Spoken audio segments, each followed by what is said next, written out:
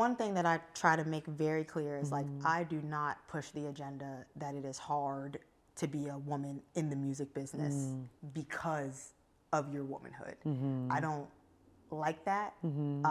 I respect everything that every woman that went through anything to get into this business before me went through. They are the people that made it easier for me or for me to have the experience that I had.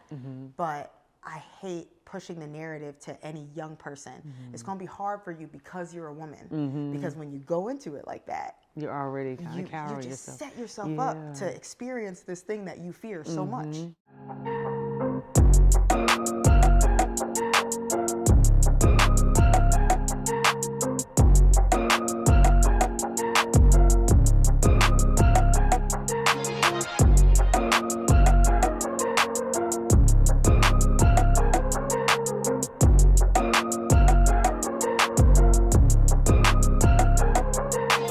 Hello and welcome to this episode of Keep It Positive, Sweetie. I am Renee Hayslett, and today I have Amber Grimes with me. Guys, I'm so excited about this one. Amber! Hi. How are you doing, beautiful? I'm good. How are you? I'm good. So good.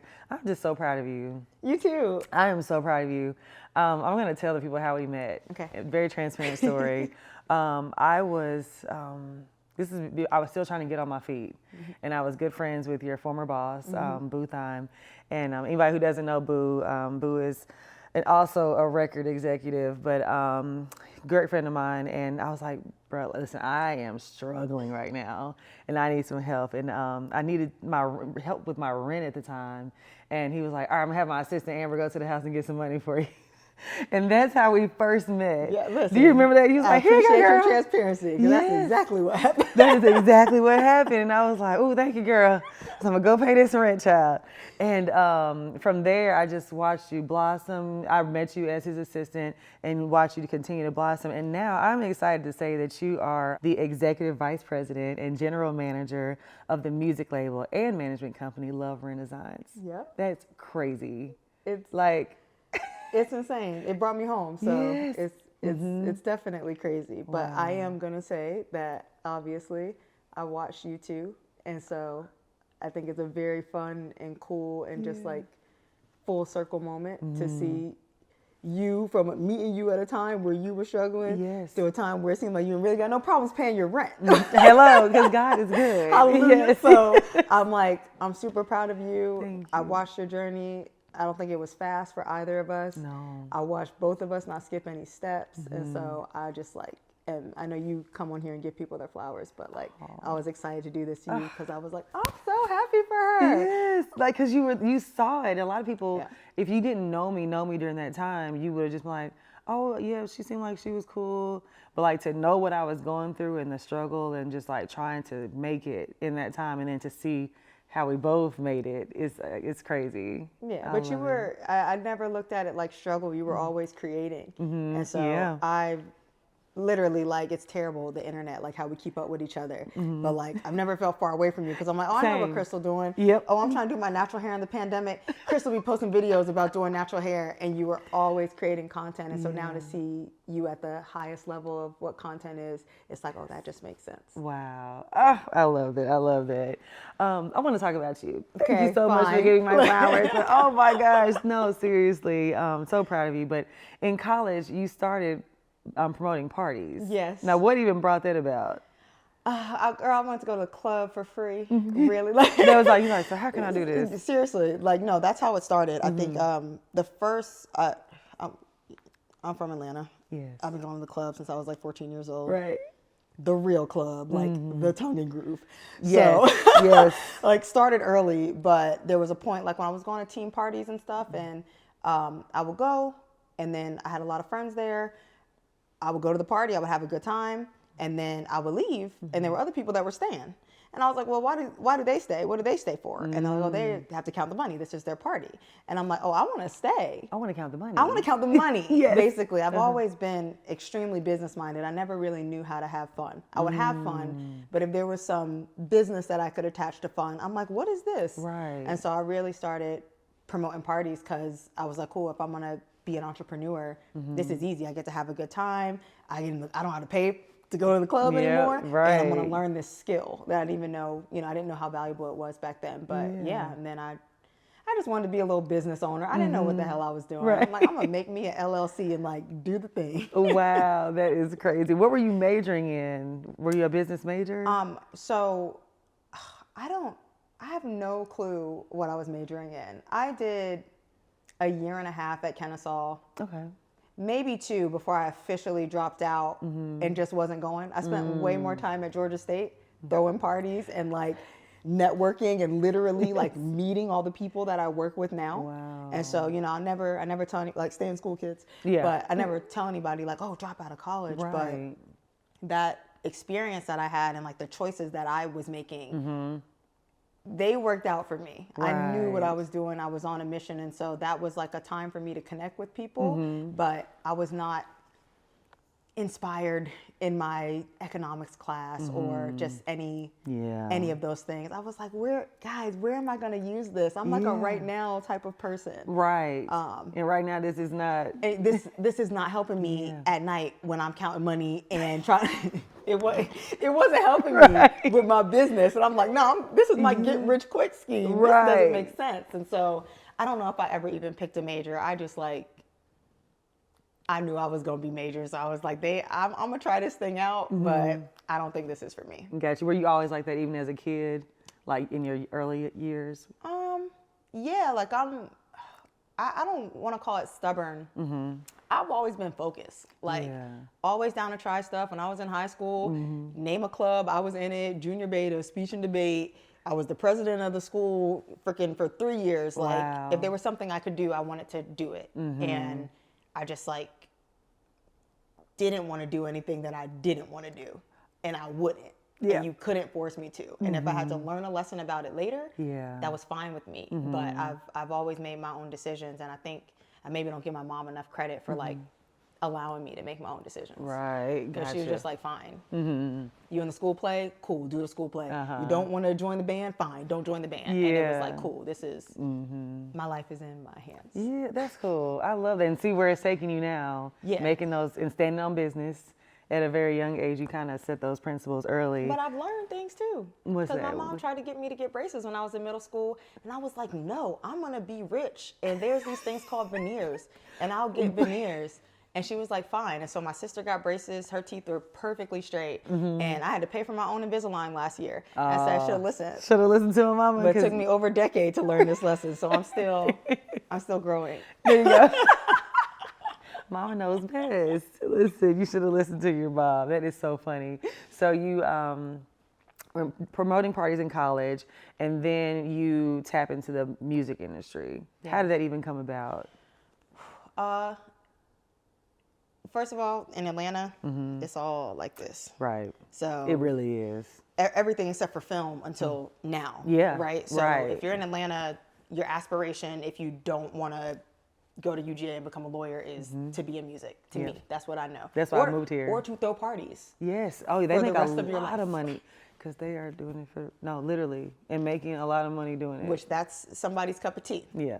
But for me, I just like I never really like wanted to be something specific. I've never been like that. So like if I was younger and like, oh, what do you want to be? I wasn't on like I want to be a firefighter. I was never on none of that shit. I'm like I like to tell people what to do. So wherever I got to work and whatever I got to do, where I can be the boss, that's what I want to do. And I think as I started trying things in college, I would just like roll into the next thing. Gotcha. So when I was promoting parties, I had somebody come to me and say, hey, if you can promote a party, you could probably promote an artist. And I'm like, yeah, cool. A flyer's a flyer, CD's a CD. I can pass that out too. Yeah.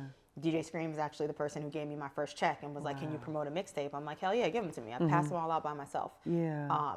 And so then someone else came to me and said, hey, if you can promote an artist, you could probably manage an artist. And I'm like, that's cool. Like, give me an artist to manage. Let's do it. And that's literally how I ended up meeting Boo. Wow. And so he's like, if you can run around with this artist, you could be my assistant. I'm like, yeah, I can. Come on, let's do it. Yeah. And it was just like, I really take that getting your foot in the door thing very seriously. Like a lot of the younger generation, like really want to skip steps.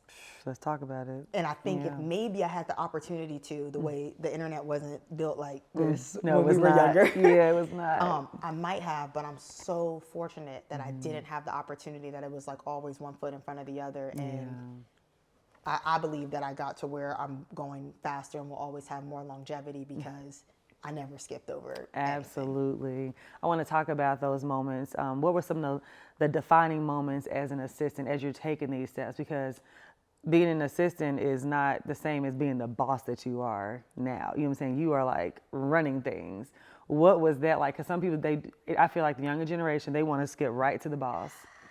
What were some of those defining moments as an assistant that made you either feel like, I don't want to do this, or no, this is exactly where I want to be? I think that my assistant experience was unlike many people. My boss at the time, Boo, who you know very well, really challenged me.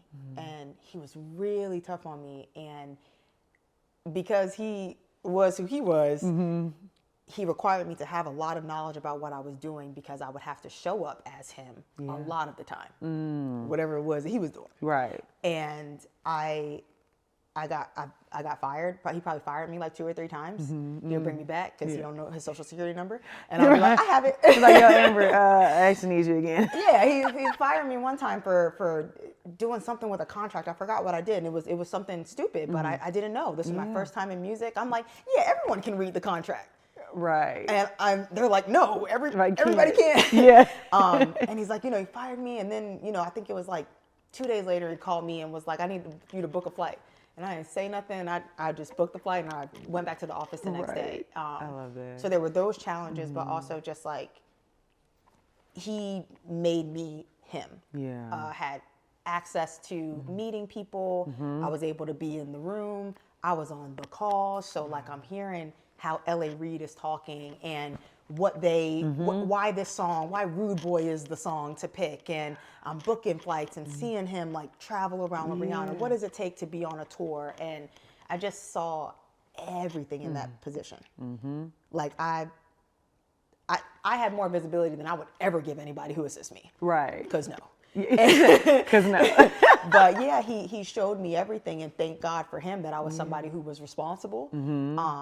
But that is always going to be the most important job I ever have. Wow. It will always be the most impactful position that I've ever had. I have never met more people in my life, including you, through anybody else or any other job position that have come back around to help me in some way or vice versa than in that position. So I'm always so grateful for it. And yeah, just like I became the boss that I am by watching somebody do it, but he allowed me to be it in a humble way. So you can come and play as me so you understand what's going on, but I never overstepped as like, oh, I'm ready for this. Right. It was more like, I'm not, so what more do I need to know? How do they do this? I was taking notes. Yeah, that's so important. No, but I love that because there's such an importance of honoring every step that you're in. I was a production assistant, and then I ended up becoming, not passing a few things that I did, but I was a production assistant, then I became a background costumer, then I became a costumer, then a costume designer. But quite like your experience with Boo as his assistant, that was my experience with Tyler as his stylist. Not being him or like stepping in his shoes, but being around him, like hearing how he ran business, seeing how he carried himself around fans and around business people, and the conversations that I was privy to helped me to be the businesswoman I am today. And I do not take that lightly. I never did. And the places that he took me, the exposure that I got from being around him, things that I would have never experienced at that age or at that time, or even with what I was bringing in, I would have never gotten to do those things. And it really helped shape who I am today and help handle what I'm doing now. So I know exactly what you mean about that. Yeah. Well, and it's funny because I took that, like that. I didn't ask for that type of treatment because at the time I was like, why are you being so mean to me? Right. But now I appreciate it. But I really took that, and when I had an opportunity to work with Nick Cannon, the only reason why I did that was because I was like, oh, I know what happens when you're around somebody like this, right? So if you're a person that I respect, admire, I want to do anything like what you do, I just want to be around you. And so I had, at that time, taken a step back in my career to force myself to have the same experience that I learned that worked, because I just wanted to move around with him. And see what that was like, and how you treated people and how you show up to things. How are you? I wanted to know how the hell he was getting so many things done. That man in a day. is busy. Listen, Nick, what's up, man? I actually need to come shadow you myself, because bring him here. Seriously, like I went on did his show, but he needs to come here because that is insane. That man has so many jobs. I'm like, how are you in all these places? But it was a wonder, right? And so when I had the opportunity to see it, I know how. He shows up to everything on time. You have a great experience when you come in. He comes and he does the job. He says yes to, if he cares about you, he'll say yes to anything that you ask him to do. And he'll say, you have an hour. I'll be there at 3 o'clock, and I'm leaving at 4 o'clock because I got to get on a jet to go see the twins. But like, I'm committed to you with what you need to do. And I took a lot of things from him about, it was like less business stuff, but more about how to show up and be a good person and make sure that people have a good experience with you. And so it's not about him being busy. He's booked and busy because he's a great experience when he shows up to the job. Yeah, he is that. He is that. Shout out Nick Cannon. That's amazing. I used to do music, and I was trying to get a record deal and all these things. And I remember one thing Boo told me when I first moved to Atlanta. He said, Crystal, give yourself a set period of time of how long you're going to chase this.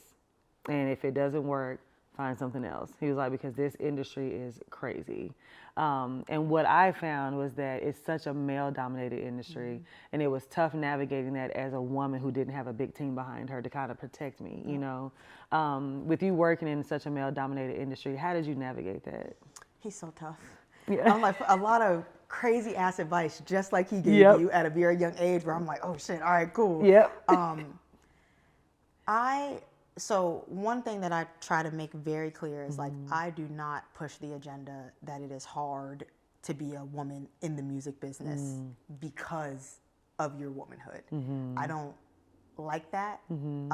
I respect everything that every woman that went through anything to get into this business before me went through. They are the people that made it easier for me, or for me to have the experience that I had.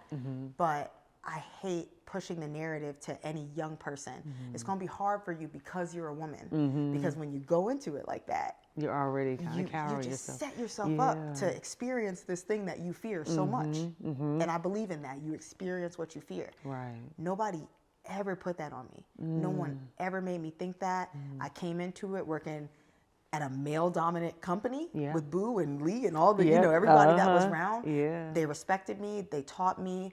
Like I said, they allowed me to be in rooms. They didn't allow anybody else to disrespect me.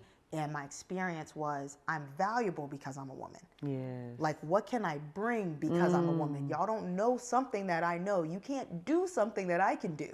And so my thought process has always been, it's been easier for me because I'm a woman. I'm not competing with you. I'm not competing with the sex that's dominant in this field. I'm not. I'm also not competing with the women. So I just like, I never put that on myself. So I didn't experience that. And I experienced it. This is me being stubborn again.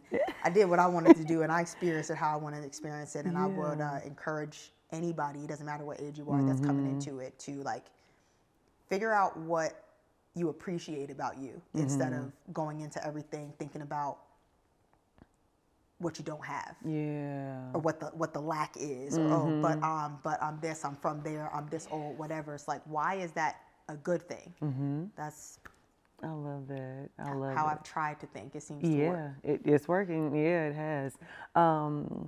You ended up deciding to leave Atlanta and move to Los Angeles. Was that the first big pivot that you made, and big risk and jump and say, hey, I'm leaving? Or had you left Atlanta before? I had left Atlanta as soon as I quit working with Boo. I left Atlanta to take a job at a talent agency. I had snuck off, child. Me and Boo fell out. He was mad at me. Now, Boo, he'll get mad now. But he's a shady man. He's always like, all right, I was tripping. We good. But he was mad. I ran off to LA. I was like, I got to get the hell out of here. I have to change my life. I was reading a book called Conversations with God, and I was like, I'm out. I'm taking a risk. And I took a job at a talent agency in LA and was sleeping on my homegirl, Ozion's couch at the time. And it was not for me. That 2 weeks, I was like, oh, y'all got me messed up. I don't want to have to go to jail in LA, so I need to come back home. And I think I cried and lied to my boss at the time that like, oh, Lord, I think I put death on somebody. I was like, I had a death in the family. I have to go. It's an emergency. I have to go. My stuff just made it to LA on a truck. I turned around and moved back to Atlanta and was like, never mind. Yeah, about 2 weeks, give or take. I wasn't ready. Yeah. And I'm, on the one hand, I'm like, I wish I would have stuck it out, but everything worked out so perfectly. That's when I went back and started working with K Camp and my other friends that I grew up with. And surprising enough, because his career was blossoming, he was spending a lot of time in LA. So now when I started going, I would stay for like 3 months at a time, but I was with my people. Right. And I was doing things I was supposed to be doing, and I was meeting the right people. And so that helped me adjust when I made the big decision, like, no, I'm just going to move, and there is no turning around. Wow. And what was that like once you get to LA? Whole new world. Oh, I was ready. You were ready at this point. Yeah, this was, my mind was adjusted. Yeah. I had got my job at Spotify, and I was very proud, and I'll always be proud that I didn't have to leave to be successful, whatever I thought success was. I got that job here, and I worked here for a year doing it. And then there was just one point for two different reasons. One, when you leave Atlanta, you really realize how many people you don't know. Yeah. When I lived here, I said, this is it. Like, I'm popping. Ain't nobody else for me to meet. Right. And then I started traveling to New York and traveling to LA for this job. And I was like, I don't know anybody. And they don't know me. There we go. Which is like, that was my thing in Atlanta. I have a great reputation here. If you've worked with me, you love me. If somebody asks about Amber Grimes, I know what you're going to say. Yeah. I got up out of here and people was like, who the fuck are you? And I was like, oh, that's a problem. Okay, this is a new challenge. Yeah, you don't know who I am? Yeah, well, get ready, right? That's me. And yes, I was ready to move because I was like, there's this whole new world out there and I need to jump into it and get this, speed this process up. Right. They have to meet me. I'm a great girl. Yeah. And then I just realized that my husband wasn't in Atlanta. I was like, you're not here. Mine isn't either. Girl, listen, I am convinced he's not here. Yeah, I hate to take us straight off of business, but that was a deciding factor. Wow. I was like, love y'all, everybody who I ever dated or whatever you call that in Atlanta talking. Because it don't really be, I don't know what we do. We got to get it together. We got to get it together. But whoever I was talking to, it was one point where I was like, like, it's not going to happen for me here. And me being in a relationship was important. I also am not one of those girls that want to work, and have no personal life and end up, I don't like cats. Now. Yeah. So I intentionally was like, my husband's not here, so I need to go find out maybe where they reside. And the husband folk, because they wasn't here. And then my job, I was in my job at Spotify, but I already knew that I wanted a new opportunity. Yeah. And whatever my next opportunity was, had no idea what it was. It also wasn't here for me. Yeah. That realization. I love that you were aware that it's not here. And I was out. Yeah. I love that. You are right. You are on to something now. Because I've been saying it's so ghetto in this dating pool here in Atlanta. And I hear it's ghetto everywhere, right? Yeah, I heard LA is really hard. That's what I hear. But me and my boyfriend started dating my first official day there. So I didn't experience that. It wasn't hard for me. Y'all met your first official day in LA? Yes. Wow. I knew him not well, so he was somebody that was around. He has a totally different story of how we met, because he was like, I had emailed you, I was already like trying to, and I'm like, I don't know. He pulled up the email, and he's like, you never responded. I was like, that sounds right. That sounds like me. But I'm very intentional about, well, at this moment in my life, I got very intentional about dating, because I was like, I want something different. I want someone different. I went through like a lot of frogs, so now I actually know how I want to be treated. And I was on the apps. I was like, I'm willing to put myself out there and do whatever it is that I have to do. I'm reading books. I'm doing whatever it is I have to do to prepare myself for whoever it is to recognize him. Right. Because I don't have problems dating. I know people do. So, but I had a problem, and I think many women do, recognizing your person. Yeah.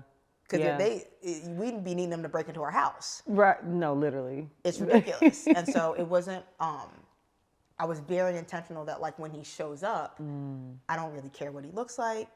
I have my like 3 non-negotiables. I think you should only have 5, but I have my 3 non-negotiables. And as long as you were cool and not that, I'll give you a chance. And that's the energy I came out with here. And the first person who asked me out on a date was a white boy with a ponytail. And I was like, okay, what's up? Run it. Right. These 3 things check off. What's up? Take me to dinner, baby. Literally. Asked me to dinner. I was like, let's go tomorrow. And we went, and that was it from there. Wow. That is crazy. Okay. So do I need to go to LA? She said, yeah. 6 years. Maybe it'll happen for me yourself. Right, see? That's what I'm saying. She left New York and went to LA. It's the intention. Yeah. I tell him all the time, and he doesn't like when I say it, that like I made you in my mind. Yeah. Like shout out to your mom too, but like I created you, wow. and then you showed up to me as the person that I created, because I wasn't like, I need him to be 6 foot high and that. I didn't care what package he came in at the time. I was like, I will recognize it when I see it, and that was it, and I received it instead of. So good. Amber. I was playing Love is Blind. I didn't even need to be in the pod, child. Everybody needs to get it together. Okay. I need to get it together because I've had people say, "Oh, this guy's interested," and the first I'm like, nah. Like, so I definitely look. I'm like, because the first thing you do is you see, you know what I'm saying? So I see it. I'm like, nah, that ain't it. But and then I go to the woman, Instagram, and I'm like, You're so lucky as a woman that we can grow to be attracted to people. Yeah. Because I Because dated unattractive guys, and then actually was like, he's just so, like, I just loved him. maybe unattractive to you, but it's like, girl, I don't need you to be attracted to my man. Actually, So I want him to be unattractive to you. Yeah, I hope he's ugly, like whatever. Right. But it's like my favorite thing about my boyfriend is his financial literacy. Like when he started telling me about credit and money and what I need to do, I was like, wow, you're so cute. You were cute before, but American Express? Platinum? Wow, what is that? Yeah. I was like, this card is really hard. Like, I can have one of these? He's like, yeah, it's easy. Apply. Yeah. Right. But he taught me so much stuff that, like, nobody was teaching me. I was at Spotify at the time. He could tell me what to do with my stock. Wow. That was interesting conversation to me. Yes. I didn't want to talk about TV shows and stuff with somebody. I was like, this is cool. And so while I thought he was attractive the whole time, he began to get more and more attractive and more husband-like as the conversations went on. And if you don't give somebody a chance, you never get there. You don't. That is so true. Never get there. Okay, now you give me advice. Sorry. What are you thinking? No, but we can still sit in that because you said, and I made a note here about the 3 non-negotiables, but you believe that women should have 5, and I think that Max. more than 5, Yep. right? How do you get to a place where you even begin recognizing, well, what are your non-negotiables for you, right? And then how did you begin to establish, like, hey, these are I set the intention that I'm going to move and I want to find love. And then you set the intention of like, and these are my non-negotiables. There's a process there. Yeah, I think it's like sitting down and having a conversation with yourself, right? Like when you're later in your dating life, I guess, it's like you have experience. So instead of dating the same person, why don't you take some time and reflect? Yes. And like think about what you really didn't like or what you maybe, could have dealt with. Like if you went on one date with somebody and you're like, oh, red flag. Because I know we do that. Like, I could have went on a second date with him. Like, I didn't even have the information, right? I didn't ask enough questions. I ran away. I think people need to stop and reflect, especially when they have the data. Yeah. And the reason why I say the 5 non-negotiables is because, like, one thing that I know we do is make a long list of all the things that we want. Yes. And this is so long that the person isn't a real person. They're actually an alien. Literally. That lives on Mars. Yeah. It makes no sense. So now you've committed to this list that nobody can live up to. And every single person that you date, you put this list against them, and girl, they could have 12 out of the 18 things that you have on there, and you write it off because you're like, well, this is very important. So and I have my stuff together. I know what I want. I'm not so. I say the 5 non-negotiables because I'm like, what don't you really want? Like, what in that experience are you not willing to deal with? Yeah. And it can't be a laundry list, or you are probably the red flag. Right. That you're expecting so much out of something. And maybe make a list about what's wrong with you. Because somebody's going to have to accept these things about you. Exactly. So I'm like, if I want somebody to wait for me because I'll be late, I maybe can't complain about X, Y, Z that they do because this is who I am. I'm going to have to take somebody as who they are. Yes. But like one of my non-negotiables is not smoking cigarettes. Oh, same. Yeah. I just don't. I've dealt with somebody who smoked cigarettes before. I didn't like it. I don't like cigarettes. That is on my. I only get 5. That is. It is very important to me. Won't do it. Can't do it. Yeah. I'm the same way. It's like cigarettes. It doesn't even have to be that deep. Yeah. But I just like. I know what I don't want. And women, we're usually good at that because we do it with food. We don't ever know what we want to eat, but I know what I don't want. You right. So I'm like, it's the same concept. Yeah. Like, figure out what you were totally not willing to put up with, and everybody else is worth having a conversation. Yeah. It's worth going on a second date. Where did you get that concept from, the 5 non-negotiables? My mind. Wow, you just created it. Like, I need. Yeah. I love that. I read a lot of books, and so I feel like there were different pieces that came to me about how I like creating a process of how I'm going to be intentional. So this was my process. Getting on the apps was a part of the process. I never been on a dating app. Never had to. I was like, I'm outside. And I was like, cool, I've never tried that. So how could I say I'm really trying? And there's this whole arena where I don't exist. Right. And it was cool. It was fun. I was on Raya. I was like, yep, I got it to Raya. Yeah, let's do the stuff. Right. But I think just putting myself out there in that way brought somebody to me that had nothing to do with the app. You attracted it, yeah. But we shut ourselves down in a lot of different ways where we're like, oh, I'm so much trouble finding a man. I can't date. I can't. And you're like, well, you're not leaving the house. I wasn't leaving the house. Like I wasn't. So I said they got to break in. I think everybody should make their own plan, and I'm always open, and I love talking to my friends about dating. Yes. This is like my secret passion. Like in another life, I am like a dating coach or whatever you call, like a matchmaker. Right. And I just help us get it together. But I feel like I got to be married, or nobody's gonna trust me in my advice. But like I'm really good. Except I'm really good. You got to create your process. You have to create what works for you, and I know a big example. One of my friends came to me and, she was looking for love, and she's like, she's meeting people, but like, it's very important to her that someone be very close to God. Like they need to be, and she is that person to me. She is very close to God. She has given me every book on spirituality that I ever read, and she taught me everything I know about my relationship with God. Yeah. And I'm like, you have been that person for me, and you never cared as one of my closest friends how close I was to God. Wow. And you offered me the best that you have to give, and we are close because of that. So why, when you meet a man, do you want him to come with what you have to give, so that you provide no value to him because he is already as close to God as he needs to be, when this is the most special thing about you? Somebody's gonna fall in love with you the way I did as a friend because you have to share this. So if you change that person's life or bring them closer to God, you guys are gonna have something amazing. But you want them to come with all the information, and I'm like, that's your gift.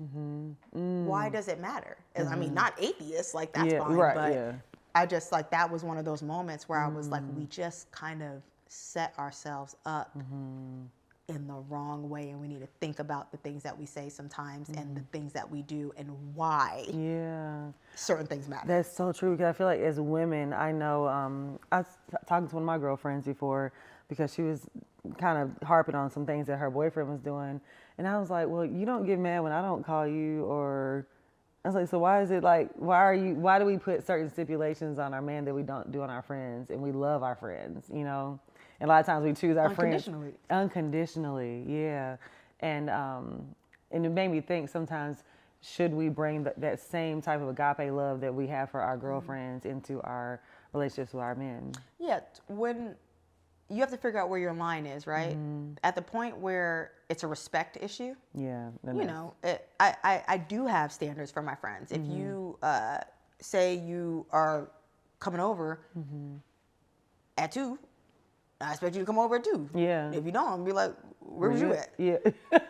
If my man says he's coming home at midnight and you come home at 5 a.m., I'm gonna be like, where the hell was you at? Right. So it's like you don't, you know, in healthy friendships, you don't just let your real friends slide with shit. You guys have boundaries, but I agree with what you're saying. It's no different than friends. Yeah. I have there's so many things I should keep to myself, but I've had really what I thought were deep relationships with people in the past, and the one time that I realized I really loved a person, which is my current boyfriend, it's like I don't experience a missing him when I'm gone.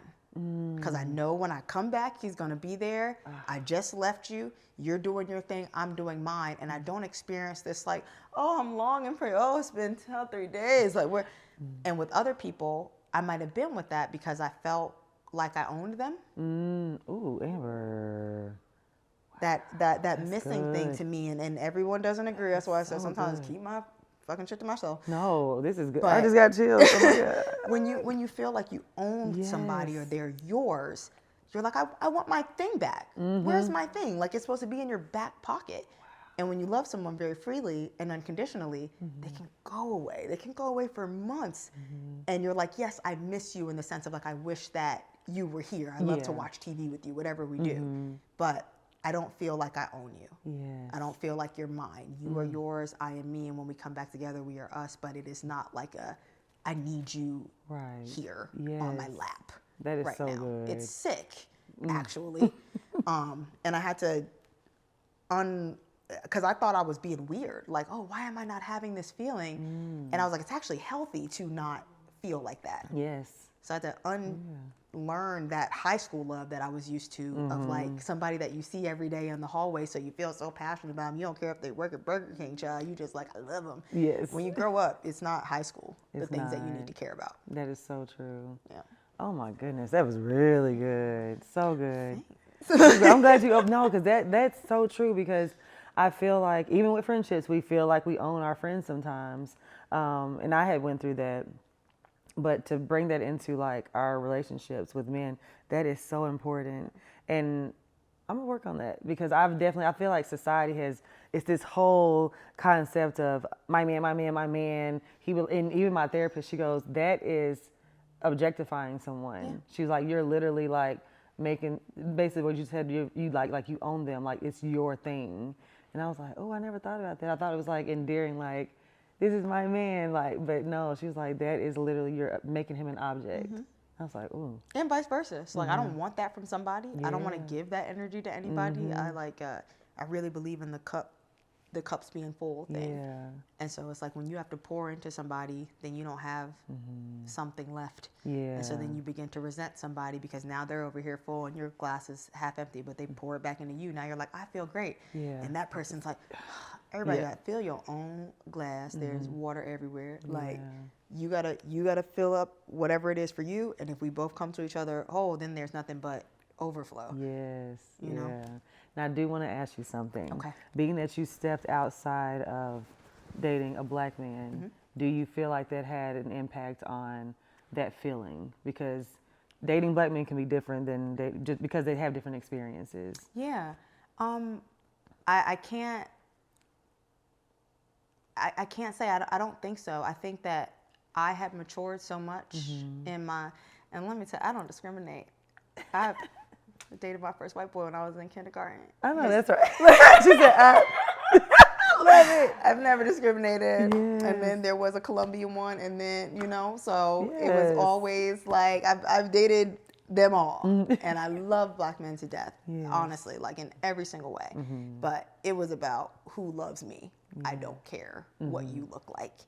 And I think I was being so intentional. I had grown. I was on the end of a lot of bad relationships and learned lessons that I was just ready to love differently and to be loved differently, and I didn't. It definitely didn't matter about the package that it came in. Yeah. It was just like, and anybody could have got this work. I had worked on myself, and I was like, I'm ready to share it with somebody. I know that's right. Period. Yeah, Tyler always tells me that my husband either isn't in the United States or have you ever thought about, and I have a lot of friends like, because have you ever thought about dating outside of your race? And I am still holding hope for the black man. As you should. It's I'm amazing. Holding on, but y'all, I'm getting tired. But if ever you get this weary. grip is getting a little, my fingers are starting to let go. If ever you get a little weary, I talk with my friends about this all the time, and like the biggest thing is like, oh, but it's so different. There's so many cultural differences. Yeah, I wanted to ask you that, like taking him home with, hey mom, well I guess since you dated different races your whole life, care. and they're like, oh. Yeah, my grandma was married to a white man named Terry or something. That shit, we cool. He was French, if that matters. But no, never had any problems there. It was obviously a concern to me about his family. Okay, cool. Like, we accept you on this side, you have to accept me on that side. Yeah, they're the best. Amazing. They're the best. They're amazing. Like, they don't play that shit. They're from New Jersey. Like, Yeah. they were nothing more than welcoming. And I went in to make sure. And he made me very secure in that. But I tell all my friends, I'm like, it's cool talking to somebody that you don't have everything in common with. Like, that comfort that you're looking for is like, you seen Friday? Yeah, I seen Friday too. Right. You remember that part? That is, it's funny, right? I get to show you Friday. And I'm like, let's make a night of it. Yeah. Like, we're going, and he had seen it already, but like, I'm like, cool, now I get to share this thing with you. And if you want to show me some Hall & Oates, then come on, we can play this record. And I'm like, oh, I actually know that song. Oh, did he sample that record? But you're sharing something with me that I didn't know. And I think we traveled early. I'm big on that, by the way. Yes, same. I love travel. That was a part of my process. Yeah. Travel early so you know who somebody is. I'll come back to that. And we just talk and talk and talk, and we never run out of things to talk about because we have two different perspectives on a lot of things. Yes. You find out that there's so much in common, and then all the things that are not, you get to talk about. Yeah. And so I don't see us falling in that world where we already know everything about each other in everybody's world, where we're just sitting at the dinner table and we're silent. I don't love to see that couple when I'm out at dinner. We will never run out of things to talk about. That's amazing. I love that. Everybody don't like to communicate though. They do not. Yeah. You're not. You gonna touch on something? Traveling, yes, and learning a person. Travel early. Everybody make your own intentional dating process. This was mine. So my non-negotiables, putting myself out there. And as soon as I find somebody that I'm like, okay, I kind of like you, let's go somewhere. Yeah. Because I'm going to find out who you are, and you are going to meet me during the stress and strife of traveling. Me and my... Love is Blind before I invented that show. She said, I invented that show. Okay, that's why Love is Blind resonates with me, because I'm like, I did this already, okay? The right way, though. They tripping, they need me to help. But we went to the Bahamas. I was like, cool, man, so many issues with this trip. But like, I'm like, yo, my friend has like a timeshare there. Like, we could stay for free. Let's go, let's do it. Love my friend to death. And so we're like, cool, we're just going to stay at this random house. We never seen it before, but like, let's do it. Yeah. Soon as we land in the Bahamas, I'm reading a book, put my passport in the book as a, bookmark, leave the book in the taxi. Oh, man. It's gone. Passport's gone. The book is gone. Oh, Lord. And we just pulled up in front of the house. The taxi drives off, and I'm like, wow, where's my things? I'm never going to see this taxi driver again in my life. That is me. I do stupid stuff. I can be careless at times. Like, you might have to deal with that. Well, there's nothing we can do about it now. So, like, you want to just, like, get in the pool, have a good time. We'll figure out where the embassy is, and we'll straighten it out tomorrow. And I was like, that's it? You don't want to, like, you're not mad? You don't want to be like, oh, how could you do nothing? Wow. Nothing. And I was like, that's how I want to be treated. I want to be given grace when I do stupid things, because I do stupid shit. And that, the next day, came to the embassy with me. We sat and waited, spent half our vacation, like, learning the process of getting over the border, which is not right and not fair to other people. Americans, they treat... Let me tell you something. I tried to go up to that border, being the, let him sleep. I'll figure it out. Went to the embassy by myself with my homeboy who joined us on the trip. So we didn't know it was going to be a 3-person trip. So the trip is a wreck. He's like, what is going on? Right. But I went with my homeboy. I'm like, yeah, you take me. You're from here. Like, show me. I got to that border and they were like, Rihanna, please turn around. What are you, seriously? They were like, no, I don't know what type of scam you're running, but yeah, we'll see you later. I went up there with my white boyfriend and they were like, please. You were like, I was just here with Tyrone. And now. Okay. So it has its perks too. Yeah, right. But sat up in there with me all day long and took me to get the passport picture, come back, do all the things. And I was just like, yeah, I just want somebody who was nice. Yeah. He laughs at me for saying that. He's like, were people mean to you? I'm like, yeah, men be mean. Men be mean. Men be mean sometimes. Yeah. I needed somebody who was nice to me. And he is always nice to me. And that was one of my non-negotiables. Wow. Don't be mean. Yes. That's it. In whatever way it shows up. I don't need that. And so, yeah, that Bahamas trip, I was like, She's so cute. I was like, I'm in there. He's the guy. I love that. I want to talk about your book club. Okay. You just started a book club. Because I can stay on dating all day, honey. I know. I'm sorry. I'm like, I've ruined the show. I'm so sorry. No. You literally made it. It's so good. Oh, my God. No, so good. But yeah, what made you want to start a book club? Really, I started the book club because I'm in another process of my life right now. I love processes, as you know. Yes. And I'm trying to detach my personal life and my purpose from my work. Wow. I love my job. She's on your street right now. I'm sorry. That's good. I love my job.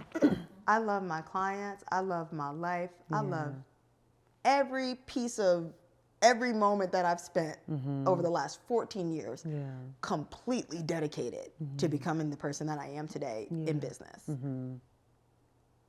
Not anymore. I don't think that I'm going to be able to continue to be successful without desiring to have a personal life.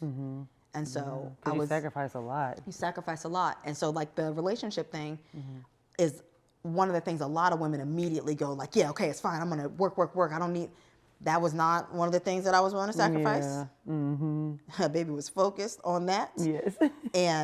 But it was that and my work. So I'm like, well, at least I'm happy personally, but like work. And I really had started struggling with why I don't have anything else that I enjoy. That's just for me. And the only thing that I enjoy doing for free is reading. Anything else, I'm gonna charge you. Right. Period. That's gonna cost you. But I'm like, there's a lot of young people that look up to me or young girls who have asked me to mentor. And I'm like, girl, I could tell you a lot of things, but everything that I learned is in a book. Right. And so you can't have coffee with everybody. You can't sit, you can't do the Zoom with everybody. So I'm like, how can I create a space where I can answer those questions for people, or they can go and discover and get their own perspective. And I can just share with them what helped me. And if you get something from it, amazing. If you don't, and you just discover a love for reading, then I'm happy to have given that to you too. But I think that is my purpose. I love it. Whatever I thought my purpose was before, I was confusing my purpose with my job. Get off of Dinorah Street. We just had this conversation in the car the other day. It's crazy. That's crazy. Yeah. It was a trick. They tricked me. Yeah. No, that's a real thing. And I'm guilty of, and I think it's easier for me to be like, I'm just going to stay single and work because I don't have anybody. If I had somebody, because I love love. And I feel like if I had someone, then I would try to find that balance. But I feel like now, even with this podcast, I'm finding my purpose because I didn't feel like acting, that's a dream. and I'm touching people in that, but not the way I touch people with this. You know what I'm saying? So if you had 3 books that you would tell people, I know you said Conversations with God. Yeah, that's number 1. That's number 1. What are 2 more books that you would advise or recommend for people to read? Conversations with God, number 1. The second is Return to Love. And then the third, just simply because I'm a creative, is always Damn Good Advice for People with Talent. You could read it in a day. It is literally just like, about taking risk in your work and showing up to work differently. Yeah. I enjoy my job because I get to be myself. A lot of people don't have that. And so I've worked, and like I said, I'm proud of my career. Oh my God, amazing. Like, you are. I wouldn't have done anything different. Yeah. This is the time, though, where life is begging me to do something different, because I don't even think that I can be better for my clients. Or the book I read, my book of the month last month, Diary of a CEO, helped me be a better leader at my job. I'm like, wow, these concepts are mind blowing. And I gave a big speech to my staff about failure, and like I was motivated to teach them. And so I just like, your purpose will fuel your dreams and all these things that you're doing, but we're thinking the other way around. It's like, if I stick to the dream, it'll fuel my purpose. And like, that is not how it works. It's like very ass backwards. It is. That is so true. My goodness. So you rep with your label Love Renaissance. You represent Black, Summer Walker, DeVito, Alex Vaughn, just to name a few. How do you find the balance? Because these are some big artists. Yeah. How do you find the balance between your relationship, your passion now, and just your personal life, and literally running a whole record label? Yeah. So one of the things that I had as a non-negotiable that I took out a long time ago was, I don't want to date somebody in the music industry. I don't want to date somebody that does what I do. I could not date anybody else. Yeah. My boyfriend owns a record label. He understands everything that I do. He understands my stress. He understands the whole, I don't have to explain anything to him. He might have had the same day as me because of his artist or whatever he's going through. Yeah. That helps me in my relationship, that like, you're not somebody who has to wake up at 6 a.m. so you go to bed at 8 o'clock, but I'm at the studio till midnight. And so when I come home, it's like, you see where the disconnect starts. Yes, absolutely. We live the same life. Yeah. So we can ask each other for advice. We can listen to music together. We can do the things that we both love together and separately. Yeah. So I was able to do my personal thing in a relationship because I made sure that it fit with the thing that I care about most, or that I cared about most, is my career. Yeah. And then, with you make time for what you want to make time for. Yep. Come on now. When I started the book club, it really taught me, like, dang, I was being lazy before. Ooh. Because you had time. Because I had time. Yeah. You make time. Everybody, people, the artists sleep. Yeah. They do, regardless of what they Say, right. And I've always been big on how I use my 24 hours, and I think that I do more than most people. Yeah. But I still had a little bit of time. Yeah. And so I'm not doing less at my job. I'm just doing more in my life. But if this other 2 hours of, shooting content makes me feel fulfilled, when I wake up on Monday morning, I'm a better person to have on the Zoom. Yeah. I'm proud of myself. And so I come to work happy and ready to do the things. I'm more inspired. I'm making content. So I'm telling my artists, like, shit, this just worked for me. So like, we might need to, I'm learning still, which is so important to me. When you stop learning, it's over. Yes. It's over. Like, that's when you're lost, and it's really boring. And so I found, my own, I've always had to self-teach. I didn't finish. Yeah. And so I feel like I'm in school again. Yeah. And I'm just excited now. And I was when you're bored and miserable, you show up like that. Absolutely. And it shows up in everything you create. You have that towards your staff. You have that towards the artists. They're trying to make music. You can't put that energy on somebody. Right. Yeah. And so, I just wanted to make sure I did what I needed to do to be the best for everybody. And that would make me happy too. Yes. Yeah. I love that. So you started your record label with 5 of your friends. They started it. They started, and then you joined it. Yeah. Oh, wow. I infiltrated. Okay, you like, what y'all got going on? I'm coming along. That's dope. So what is, because I know a lot of people, like, they come up together, like, you look at LeBron and what him and Mav and Rich and Randy have all done together as friends, and just really been amazing and excelled together. But I know in that there can be hardships, but there also can be beauty in that. Have you guys had any situations like that? Yeah, I think for me, and you know how I started, like my first job felt like family. Yeah. So it's people that I know. You know, when you join the Chom family, you're in there. Yeah. So I've never, up until Spotify, my first corporate job, had a job where I wasn't working with people that I don't know. Yes. Ever. Okay. And that was my experience, because in Atlanta we don't have a lot of buildings. So if you got a job, it was because your friend was coming up or this song popped off or whatever, they wanted to work with you. That was my experience. When I left that experience, again, because I wanted something different, I went to a corporate setting. Luckily for me, at Spotify, I fell in love with everybody that I work with. Still friends with everybody to this day. Incredible community. Love that. Went on to keep that going. And, you know, corporate America is not family, you know, and I think that my priorities, I have always done what makes me happy. And I didn't start trying to trade my happiness for money until I stopped working with people that I love. So then I was like, well, this doesn't matter. I'm willing to do this because I'm making all this money. Right. Yeah. And that was stupid. And so I love you. I just love her. It's like, that was stupid. Yeah. But you got to go through it, or else Yes. I wouldn't know. I love a good A/B testing. So I went and I did that and ran away from there because I knew that I didn't like the feeling. And like somebody always does, the same way that when I quit that agency job, somebody that I love was there to be like, you can come home. Yes. Come on. And, you know, I had grown a lot in my personal career. And then these guys that, you know, an array of times, but all of them I've known between being 16 years old and 21. Wow. So, like. Yeah, these are life friends. Yes, they know me. And Yes. I watched them build an incredible business over the last 10 years, 10 plus years. They watched me become an executive that they could trust, work with, do things together. We've done all types of crazy stuff together and support each other over the decade. And then it was like very serendipitous that they're like, hey, we need this structure in a woman, because it's 5 guys. Oh, wow. It's 5 first generation immigrants. Wow.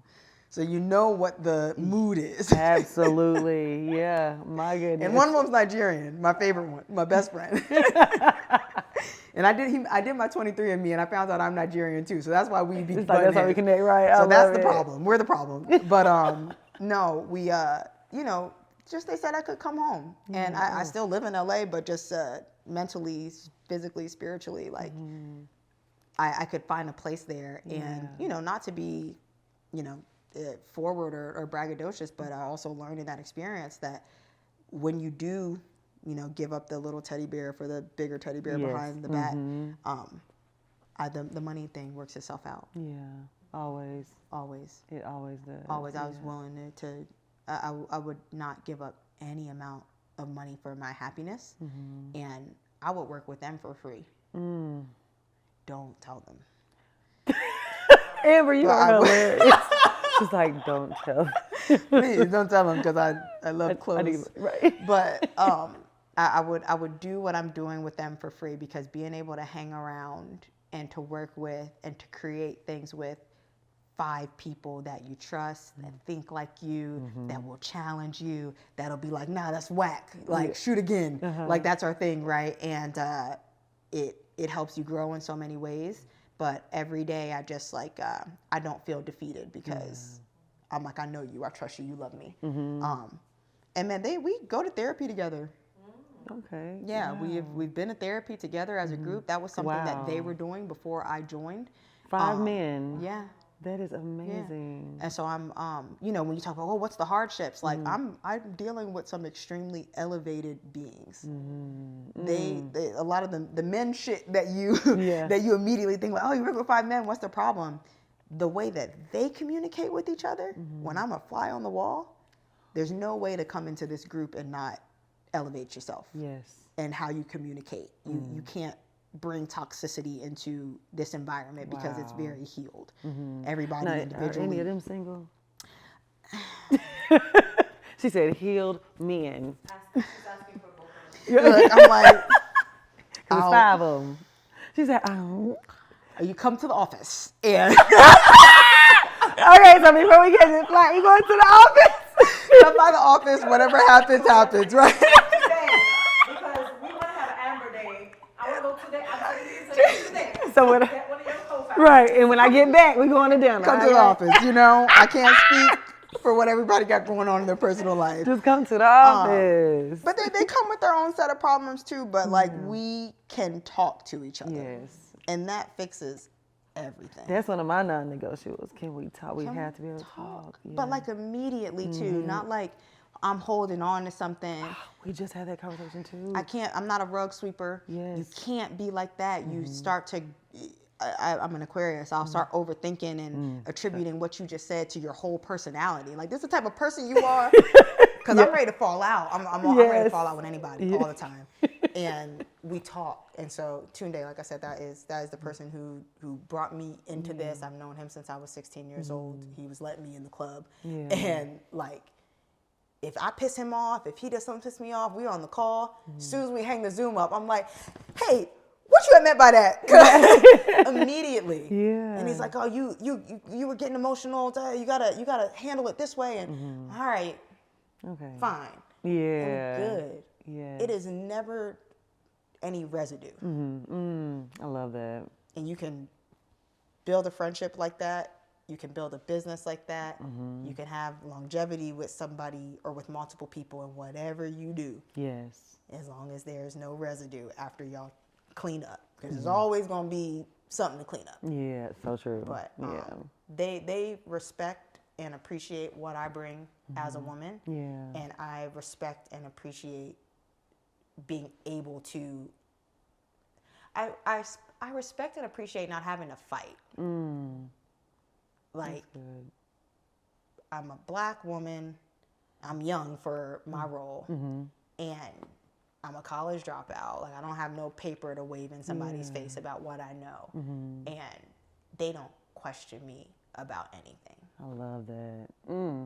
Shout out to our 5 black men at Love Renaissance. Yes. Like, let me start picking. Shout out to our future husbands. Listen, now, if you date one of them and they do you wrong, I don't want to hear about it. I ain't had nothing to do with that. Yeah. They're great businessmen. I stay at everybody's business other than that. I understand. Some right. Give them grace, child. Give them grace. Listen, and we're giving each other grace because I'm gonna need it too. So. See, look, you're learning. Yes. Look at this. See, Amber, this has been a very the progress already, right? Give myself some grace. But thank you, Amber. This has been amazing. Seriously.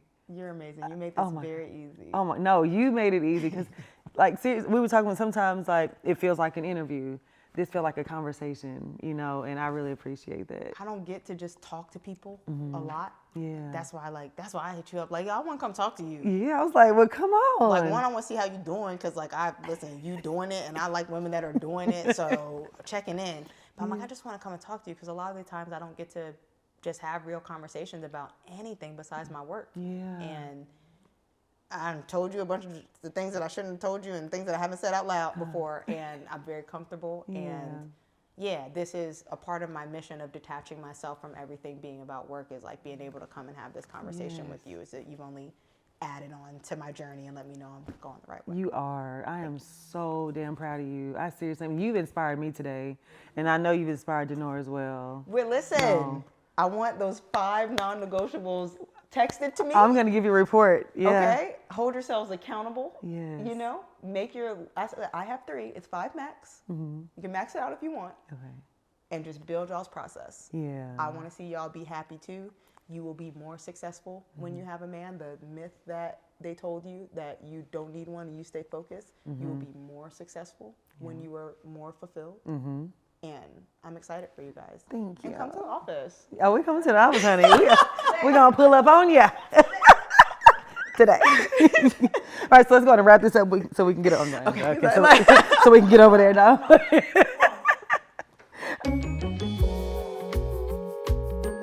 All right, so now we are going to do one of my favorite parts of the show. It's called Positive Outcomes. Okay. Where the listeners write in and we give them advice. Okay, I'm ready. So, all right, let's see what this one says. All right, it says, hey, Crystal, I found your podcast like a week ago, and I've been binge watching all of your videos. You are really positive light and seem genuine in your faith with God. I am 22 years old, and I'm about to graduate college in May to be a civil engineer. I started taking my walk with God more seriously in early 2023, and I can definitely see the difference He's made in my life. But life do be lifing sometimes. Yes, it does. And I realize it's not an easy thing staying consistent with my faith. Do you have any advice for younger people like me who are just starting their walk with Christ on how to stay consistent and balance that lifestyle? There are so many young Black women stepping out into the real world who don't know how to navigate being a woman of faith in a country that never wanted us to thrive. Thank you so much for just being a role model for those of us who don't have any positive role models in our families. Oh, thank you so much for writing in. What an astute 22-year-old. I know. Wow. That's crazy. Wow, and you're about to graduate to be a civil engineer. Congratulations. I would tell you one thing for sure is, for me, I know with trying to balance my walk with God, and I talk about this all the time, and my career, and trying to make sure that the lifestyles align, can sometimes be a battle, you know. But I would tell you just to continue to focus on God, listen to, because God talks to you. There's a thing called discernment that you will feel in your spirit, and that's the Holy Spirit talking to you. I would say just listen to that and follow that. And if you feel like you're doing something wrong, something that I learned yesterday, if you have to question it, that's the answer. So that's what I would tell you. I think that when I hear the way she worded that question, I think it's the wrong question, right? I don't think that she has a inconsistent relationship with her faith. Like, it's always here. Yeah. It's always, if you're a faithful person, it's very consistent. You can have a conversation with God anywhere, anytime. You don't have to be on your knees at all. Right. She's trying to build a habit. She's trying to build a practice. That's good. You're asking about the wrong thing. Your consistency is not in question. Actually, you desire to be more disciplined. Yeah. And so this is what I mean when I say, okay, I have to build myself a process to get to something, because I need to know the actionable steps of what I have to do to get what I want. And she just sounds like she needs to build a habit so that she feels connected. Yeah. That could be yoga. That could be meditating in the morning, so that you consistently are doing something. Yeah. But you don't have to question your faith because you didn't do something today. Yeah. That's you're questioning your ability to build a habit. Faith is not in question. Yeah, that's so good. That's so good. All right, so next we're going to do what I'm going through and what I'm growing through. Okay. In this season in your life. For me, I am going through we just talked about me being single, you know, and wanting love. And I'm going to come by your office later because I'm being more intentional now. After this conversation, I'm going to make my list and I'm going to head on over. But for me, I'm going through just not putting so much emphasis on wanting a man. I'm fasting right now. And we were talking about somebody I had a little crush on last night. And after I thought about it, I was like, well, maybe I should wait. And we're doing what's called seek season. Oh. Yeah, so we're seeking God to like reveal some things in this season. Okay. And I'm still seeking a man. But what I'm struggling with. I'm supposed to be seeking the Lord. So, a man too. We're gonna keep it real, okay? Mutually exclusive. Seek Lord, while I'm seeking you, reveal him, okay? Can you do that? But in that, just keeping the faith to know that I'm not supposed to be alone, you know, and not letting that anxiety creep in. Cause I used to be like, okay, my clock is ticking. Lord, I'm getting older. Why hasn't this area of my life been fulfilled? And just finding peace in where I am right now. That's really what I'm going through and what I'm growing through. Because I want that. I really do. What am I going through? I think I'm just going through like another process, like I said, of like change. Yeah. And I'm fine with it. Like I've been through a lot of processes, and it's exciting because there's like always something incredible on the other side. But I'm not on the other side yet. I'm still actively working on this process of like my purpose and making sure that I'm admitting that out into the world. But I'm going through how to commit to that, how to stay focused on it, how to make the time for it. And what I'm going through is like directly connected to that, because I find that everybody can't always understand what that is or what's changed about me, you know, because I'm focusing in this way, or I can't hang out because I'm doing this. And I'm kind of growing through, you know, everybody can't come. Everybody is not supposed to come. They're not. People are great. You can find people again later. Some people shouldn't have been around at all. And just kind of just growing through being okay with what I got. Oprah only got one friend. Okay. Shout out, Gail. One. And that man. And I hope that man is David Stedman. Okay. Okay, but she's got one friend, and for me, I'm just like, again, I'm an Aquarius, so like if you're my person, you're my person. I can spend every day, every hour with you, and if you have the same vision as me and you see me, because sometimes I think my vision can be so big and unrealistic to somebody else that they can't see it, they don't understand. And so then somebody's looking at you like, you crazy. Well, how are you gonna do this, right? You imagine you telling somebody while you're styling Tyler that I'm gonna have my own show, and you see that for yourself.